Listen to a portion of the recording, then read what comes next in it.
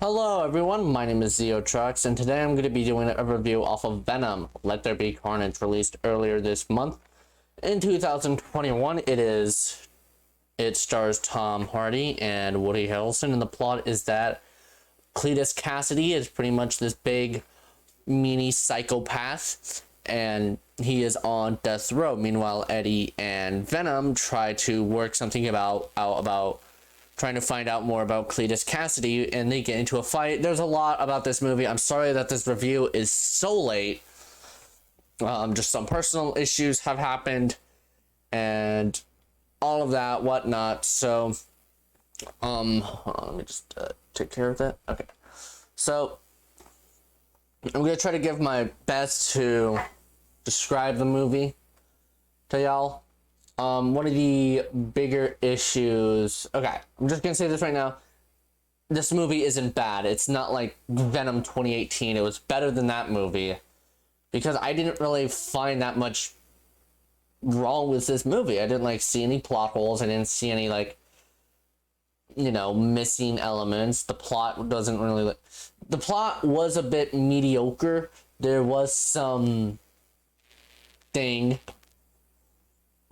in it that I will get to in a bit, and it was overall an alright movie. I definitely have a lot to say about it. One of my bigger issues with it is the damn rating, so just gonna go off on a little tangent here. So, Carnage in the comics, he's probably the most violent Spider-Man character. I'm not even sure if I could call him a Spider-Man character, but he's pretty damn violent, and it's why he isn't really in that many cartoons. And, if you're going to have a movie called Venom, Let There Be Carnage, with the character Carnage, who is known for killing thousands of people, why have it be PG-13? How are you going to have a movie called Venom, Let There Be Carnage and not have there be too much of the carnage? We're supposed to know that this guy is violent, and I do think they do an alright job playing it off that he is violent in the movie. I do think they do a good job of making you know that, oh, okay, he's violent in the movie, but I overall just think that it would have been better if they made it gory, bloody. Have Carnage say the F word every 2 seconds. I'm joking on that, but still, I honestly feel like they could have gone for a very, very better approach about this movie, about how they handled Venom, Let There Be Carnage. Another thing I didn't like was the voice change for Venom. I'm not sure if anyone notices it, but Venom had a voice change in this movie, and I think his 2018 voice was so much better because, it made you fear Venom. It was like actually Venom. Here he just sounds goofy. That's what he sounds like. He sounds like that. It's whatever, man. It's whatever. Some of the comedy doesn't really work for me. Most of it does. I do find the scenes where Venom and Eddie are just being like an old married couple that hate each other funny. And that's really all this movie has going for it, sadly. Like I said, it's not a bad movie. It's just that it could have definitely benefited from an R rating and a 2-hour runtime. Another thing, the runtime kind of ruins the film because the movie has to I'm okay with shorter movies. I don't like sitting down and watching a 2-hour movie. And sometimes I do, but most of the time, I'd rather just watch a 1 hour, 50-minute movie. But I feel like this could have benefited from an hour, 50 minutes, 2 hours maybe. That way, the movie could breathe a bit more. But that being said, it is definitely quicker paced. It is quicker paced than the other movies. And I think that does kind of benefit the movie. But that's debatable. Halfway through the movie, Venom and Eddie departure and separate from each other. And it's like, really? Come on, we still have a bit of the movie. We still don't have that much of the movie left. You guys are gonna get back together? And it's the superhero sequel thing, you know. Iron Man lost his suit, Spider-Man lost his suit, his powers. It's just whatever. Now for Carnage, I'm gonna say this right now. I came around to this Carnage design. I didn't like it at first because it was too red, but I definitely like how menacing he is. He's so much bigger than Venom. Oh my god, I actually didn't expect him to be that much bigger than Venom in this movie. And yeah, Shriek, I think that's her name. She was meh. She was alright, I guess. There were moments where she's definitely played by a British actor who's trying to do an American accent, and I think that kind of does ruin it somehow, but I'm not gonna dog on her for that. I think she was just miscasted.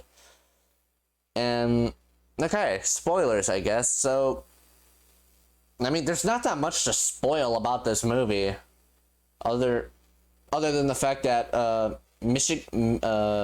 Milligan, I think that's his name, is in this movie. Not sure if that was in the trailers, if that's a spoiler, but Toxin. Yep, that if you're a comic fan, you should know that he's gonna, and if you're a comic fan, you should know that the next movie should have Toxin in it. So that's exciting. I didn't recognize it at first because, like I said, in my last Venom review, I sadly don't I don't read the comics because I just got into it a bit too late. Honestly, it's kind of like watching One Piece, you know. It's like one of those things you gotta be there from the start to watch, or else it would just be like a slug trying to watch all of it, and I just don't have the time for it. And it's not like, oh, the comics don't matter. I do like it when they take stuff from the comics into the movie, but I'm also okay if they leave stuff out or they change certain things about the comics, because I'm a comic fan, but that's more so in the sense of TV shows, movies, games. Comic book fan in the sense of media. So, all right, after that, done with that little side tangent. I do think the Carnage escape scene was pretty good. Yet again, could have heavily benefited from a R rating, but I think it was pretty fun. That symbiotic tornado is stupid though, but it's goofy fun, and that's what you can really say about this movie.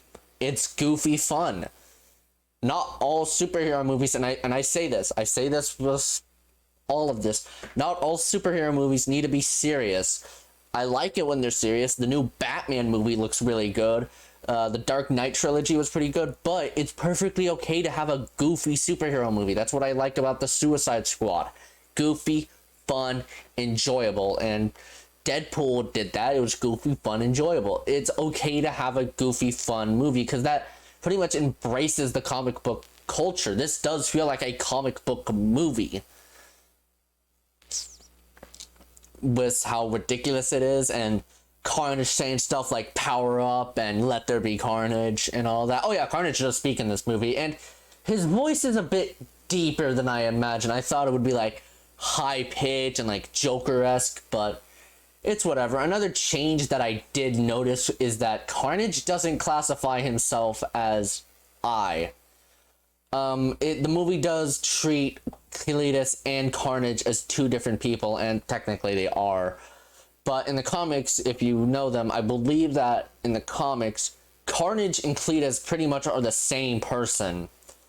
That's why it's symbiotic, and I think they made it a point in the movie because symbiotic means, you know, they're made for each other. And Cletus doesn't want his wife to get hurt. Carnage would kill her in a minute because her power is screaming really loud, and that can kill Carnage. So Carnage at any moment could just kill her because of that.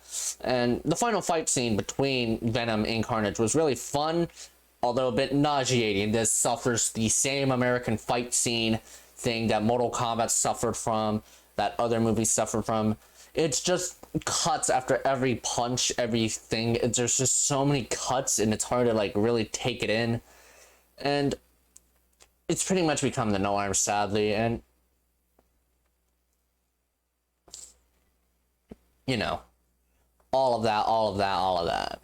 Punch, punch, punch, cut, cut, cut. It's not like Taken 3, where you jump over the fence and there's like 62 different cuts for each frame. But whatever. Alright, finally, now I can talk about the after credit scene. I have a lot to say. I have a lot to theorize. So, like I said, this is a spoiler review. So, if you don't want spoilers, click off. Venom is in the MCU now.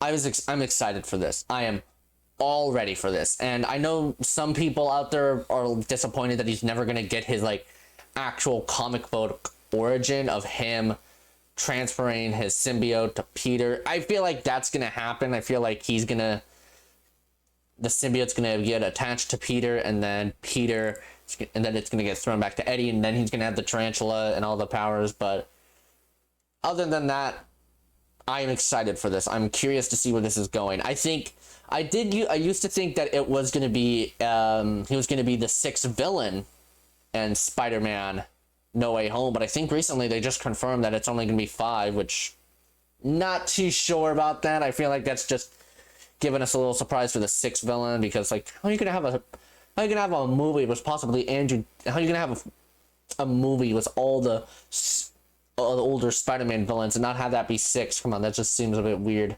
Like, how are you gonna have a multiverse Spider-Man movie and not have the Sinister Six? But I'll talk about that more in December once the movie comes out. Other than that, I think Venom, I'm excited for this. I mean, beforehand, it was confirmed that they did want to do a Spider-Man versus Venom movie, and I'm curious to see what Venom means by that guy. What my theory is that Venom before they got teleported into the multiverse, he said that symbiotes can remember a lot of things from different universes. So I'm assuming when he got teleported to Peter Parker's universe, he recognized the name and he saw the suit. And he's probably remembering the stuff that Toby Peter did to that Eddie Brock. So he's like, I want my revenge against this guy. If that is, he's in No Way Home, which I'm starting to believe less and less now. Okay, other than that, Venom Let There Be Carnage is a fun, goofy movie. It's just like the first one, you know? If you want to sit down and watch a dumb, stupid movie, then go ahead. I'm gonna give Venom Let There Be Carnage a 8 out of 10. It could have benefited from the R rating, could have definitely benefited from a longer runtime. You could have removed the whole Venom and Eddie part separating thing alone, but other than that, fine movie. I'd recommend checking it out, honestly, if you're just bored or you want to sit down and watch a fun movie. All right. Next up, I'm going to be doing Halloween Kills, since I recently just saw that. If you guys have any opinions, let me know in the comments. Anyways, hit that like button, subscribe, and always stay cool.